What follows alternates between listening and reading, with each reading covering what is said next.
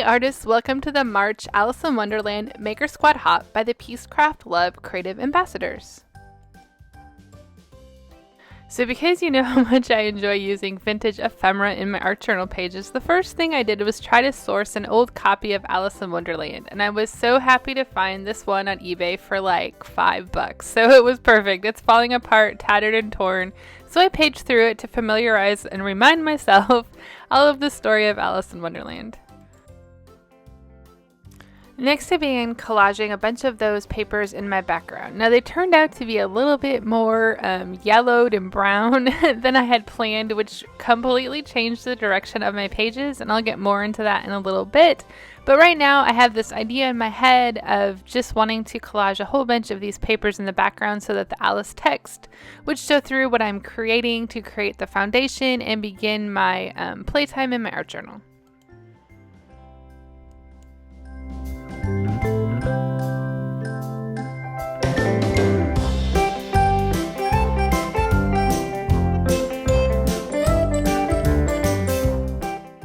So I'm using the Dina Wakley Media Journal. It's the black original one with the canvas pages and the burlap pages. I chose a spread with a canvas page in the center.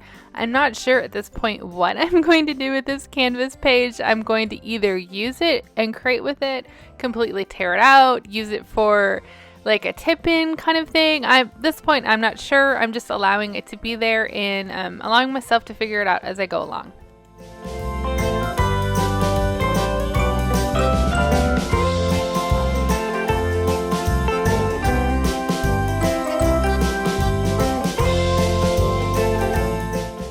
Now that I have that left side done, I flip the canvas page over and complete the same process on the right side. I'm just using a bunch of bits and pieces of these papers, upside down, sideways, backwards, all over, wanting them just to completely fill these pages with the text from Alice in Wonderland.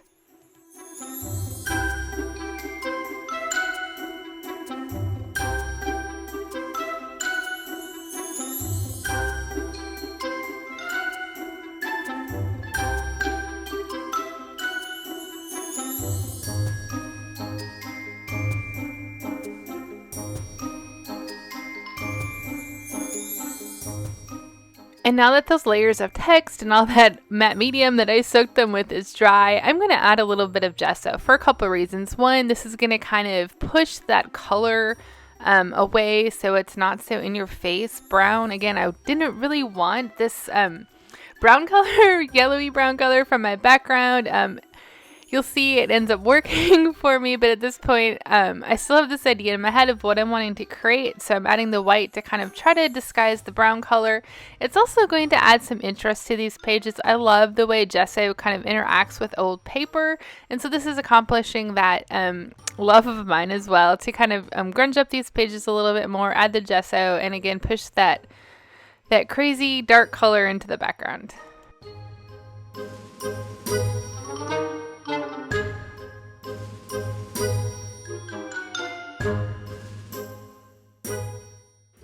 So oftentimes when I don't know what I'm doing with like the canvas page in the center or the burlap pages, I allow myself just to like add paint to them, add, the gesso to them, add materials to them to try to move it along and figure out what I want to do with it. So I'm just adding some gesso to it. I'm not knowing again what I'm going to do with that canvas sheet, but this is the first step in figuring that out as well.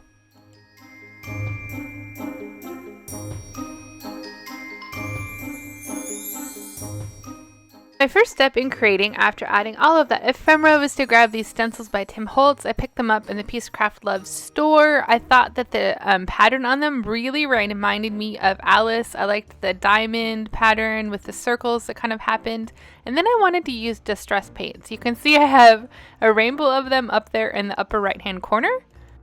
I haven't really played a lot with distress paint, and I thought that these colors kind of reminded me of the cartoon Alice in Wonderland that I watched as a child, and so I picked these up along with the black, wanting to play with them and add them to my page. However, if you saw the beginning, you'll know that I probably didn't use these colors. That's where my whole idea changes once it just doesn't go my way.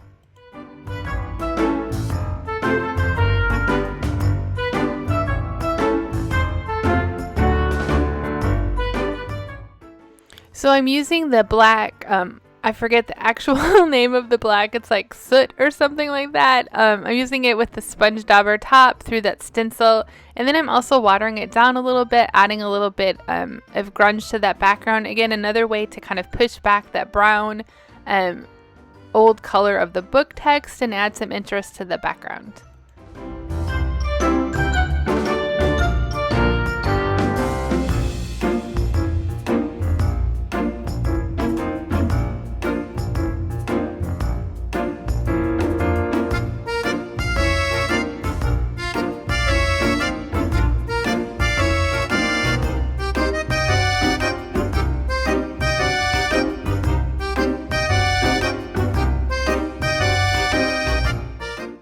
So I'm just going to clean up some of these stenciled areas with a little bit more of that black paint, and then I'm going to flip it over and continue the same process on the right side.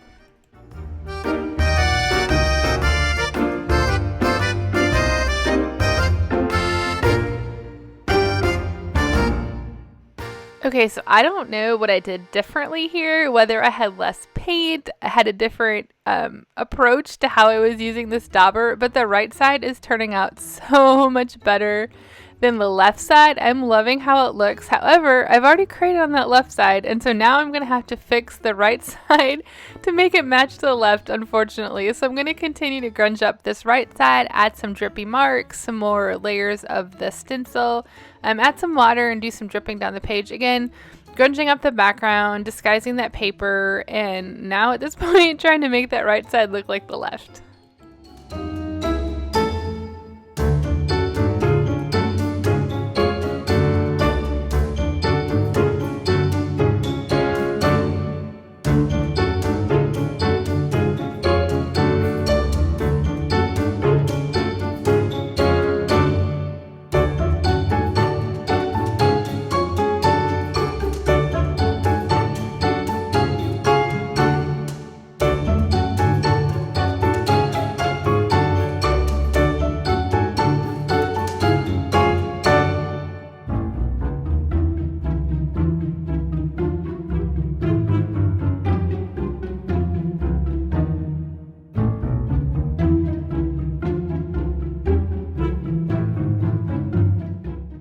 So I'm finishing up adding some more splatters here.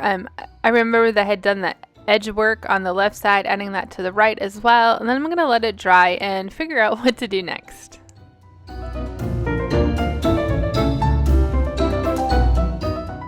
So now my pages are completely dry, and I realized how much I loved the white peeking through in those circles. So I'm adding some more gesso just to those circled areas to again bring out that white element that I'm liking so much. Thinking to Alice, remembering the black, white, kind of red combo of the chessboard and the Queen of Hearts and that scene, and wanting to add, pull that in a little bit more to my journal pages.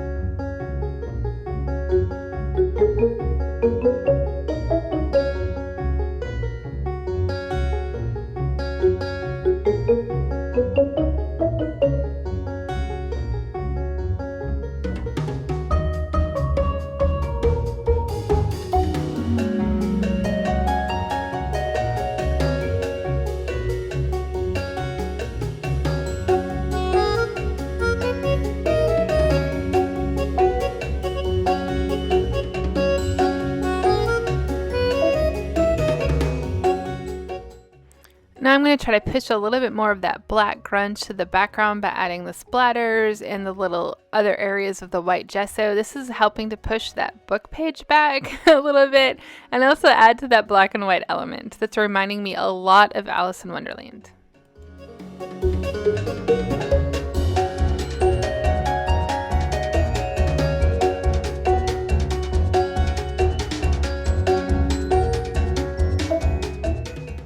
I'm leaving this next part in here, even though I went in a completely different direction, but I wanted you to see kind of what my intentions were in case you wanted to attempt this on your journal pages. I am lightly gessoing some of the book pages, and I also gessoed some of the loose Dina Wakley watercolor paper above because I'm going to stamp on them with this stamp right here. I picked this up also in piececraftlove. I thought it was a really cool element that I could make some wonky flowers with that reminded me of Alice in Wonderland, but it ended up being a little too whimsical for my background, so I didn't use them, but I wanted you to see them anyway because it's a really cool flower, and I wanted you to kind of see where I thought I wanted to go and didn't end up going. I'll talk a little bit more about that in a minute, but now I'm deciding that I wanted to add some red elements to the background. Again, pulling in that Queen of Hearts, black and white, chess kind of theme. So I grabbed the Dina Wakley red color, and it was a little too red, and added some black to it to try to make the right kind of red color for my background.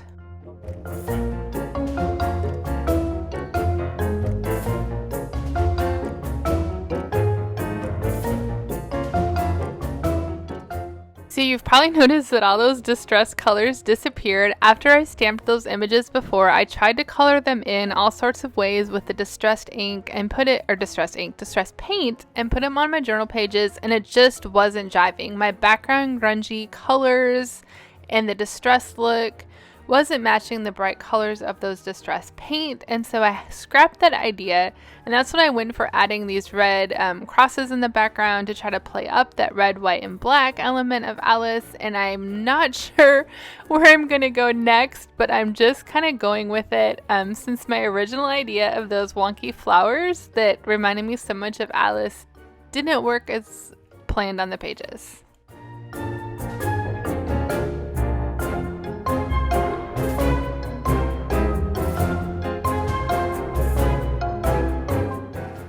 And then to match the watered down black and the gesso in the background, I watered down some of that red color and spread it throughout. And now I'm going to add those red crosses and the splatters in the watered down paint to the right side as well to make them cohesive.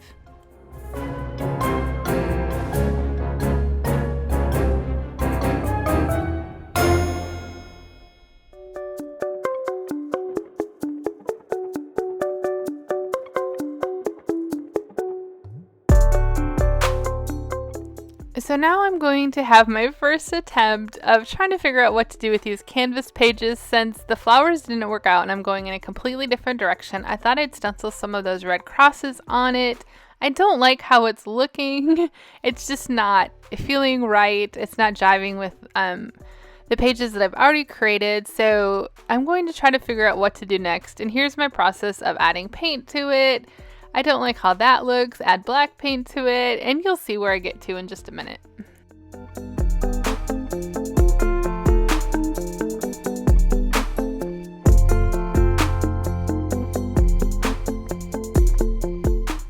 So I'm thinking if I have less canvas page to work with, I might be a little bit more successful. So I just grabbed out my paper trimmer there and chopped part of it off. And then I decided to add a piece of paper that I had picked up from the curated collection of Alice in Wonderland from Anna's website, from piececraftlove. And this was the one piece of paper I picked out that I really liked for some reason.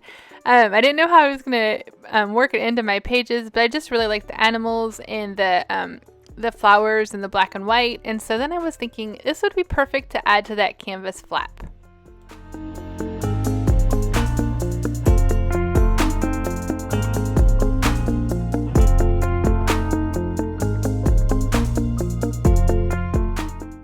So I'm trimming up this paper to fit on the canvas. I'm going to stick it down as best I can with a whole bunch of this Dina Wakley thick gel medium. It's not sticking the best. It's kind of, I'm probably a little bit more impatient. Had I just waited, it would have stuck better. But I add a whole bunch of it with a paintbrush. I end up adding a whole bunch more with my fingers, trying to get it to stick, honestly, because I just want to continue creating and to find out where this page is going to go. And I'm really lacking patience to get that done.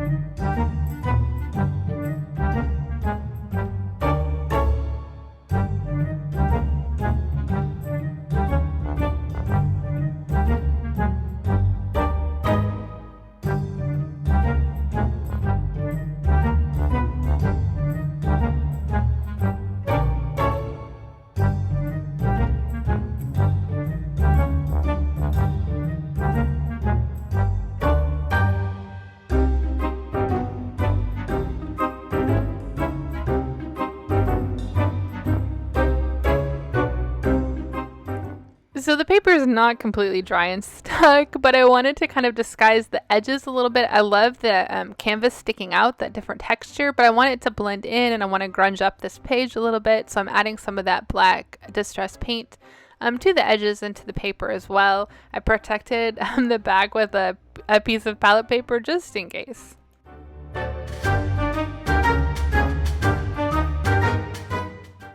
And to go with the theme, I decided I somehow wanted to add red to this page, but I didn't want to use paint. So I grabbed some red embroidery floss. I happen to have the exact right color. I don't have a lot of embroidery floss, but I had the perfect color, and I'm stitching it around the edge. And again, this is not dry. I maybe should have waited for it to dry. However, because it's not dry, the paper's giving a little bit better, but it is ripping. So I guess it goes both ways there.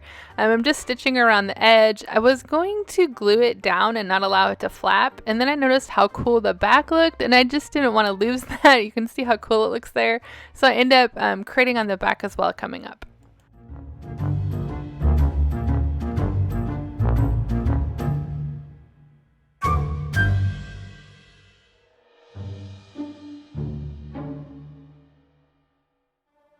So I'm not a great stitcher. You can see all my uneven stitches, but it really goes with my wonky Alice in Wonderland crazy pages, right? Yeah, we'll say that.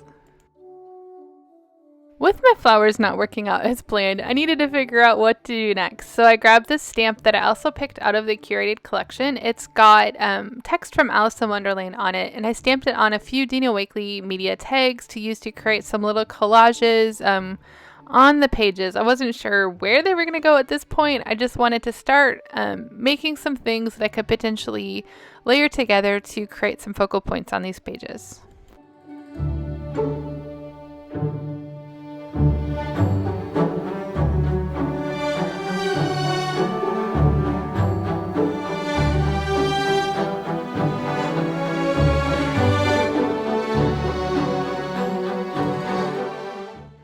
So since I didn't get perfectly stamped images on these tags, it's totally fine with me. I love that. I wasn't going for perfectly stamped images. Again, it's matching my crazy background. I added some of the distressed black paint to cover in those areas and to add some distressing to those tags so that they match the background pages.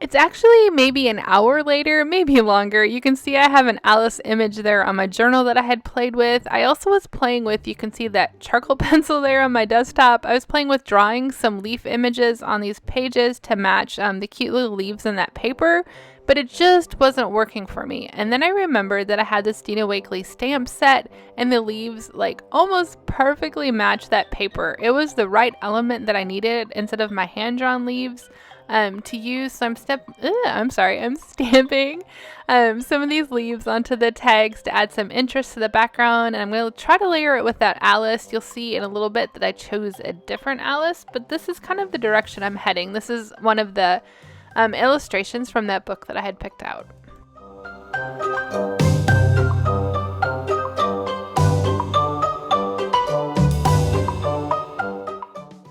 Alright, so now I'm grabbing some clear gesso to gesso over the book images that I actually picked out. You can see down there, they're different. I don't know where that video went. I think maybe I didn't record it, but I grabbed an image of the rabbit and a different image of Alice, and I'm putting clear gesso over them.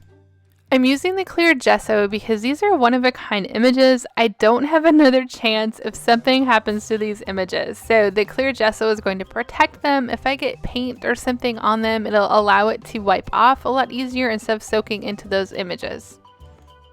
So originally my pages were going to be kind of my take on Alice in Wonderland based on like the colors of Alice in Wonderland with the flowers and the crazy layers of color. That didn't happen, but when I think of Alice in Wonderland, I think of black and white and red and also this bright blue of her dress. So I wanted to incorporate it just subtly. I wasn't sure where and how, and then I decided to add it to these tags just a little bit, just to bring out that blue tribute to Alice and her dress, and the colors I think of when I think of Alice in Wonderland. I'm also going to add it to her dress on that image and to the other tag on the left there.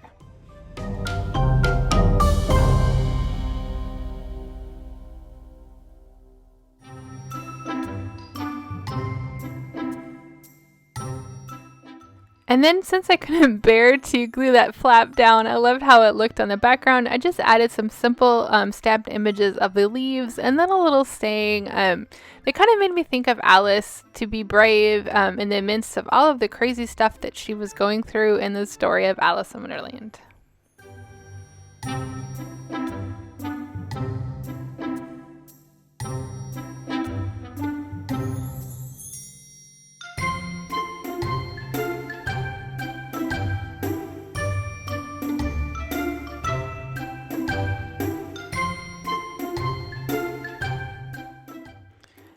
Now I wanted to bring a little bit more of that embroidery floss to tie it into the pages, so I'm just tying some of it into these tags, and then I'm going to tie a whole mess of it on the left side. I just glued down all of those images, the rabbit, Alice, the tags with some of that Dina Wakley gel medium, and I'm going to allow it to dry, and then I'm going to pick up that black, sorry, I forgot what color it was, the black paint to try to disguise it a little bit more, add a little shadow around that tree area to kind of make it maybe fool your eye that the tree is continuing up the page, add a little bit more grunge there so it doesn't look like it's just sticking on top of the page.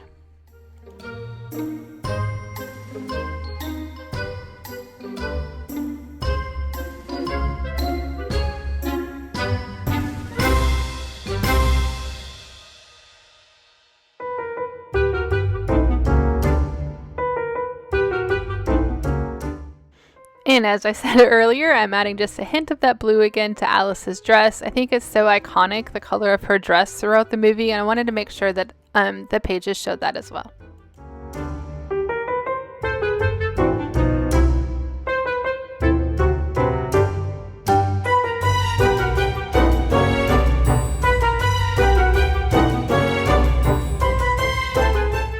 My original idea was to cut out some book text and use that as quotes, but I really wanted the black instead of that brown color of the book text. So I found a couple of the stickers from the Tim Holtz stickers that really I thought applied to Alice. On the right I put stay curious, and on the left I put always be on the lookout for the presence of wonder, which when you look at the picture of Alice, it looks exactly like what she's doing. She's looking and wondering and just amazed at what's going on. So these sayings were just as perfect, I think, as using the book text, and the color worked a lot better. And that's it for my Alice in Wonderland inspired journal pages. I hope this inspires you as well to create some journal pages in tribute to Alice, in tribute to being brave and wondering and staying curious, or picking another book that you would love to create some pages for. Make sure you check out the other creative ambassadors videos and what they've created. They'll be linked below, as well as links to piececraftlove and the curated collection of Alice in Wonderland items. We will also be doing some Alice in Wonderland themed projects next month as well.